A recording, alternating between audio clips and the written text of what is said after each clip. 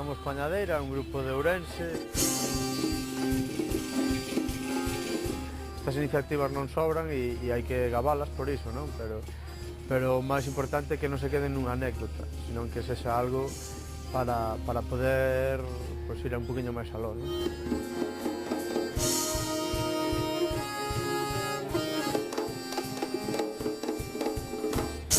É unha idea boa, o problema é que en Ourense non hai ningún sitio dentro da rede, ou se o hai non o coñecemos, polo tanto non está suficientemente publicitado, non? Pero bueno, é unha iniciativa que axuda a xente que estamos empezando, claro.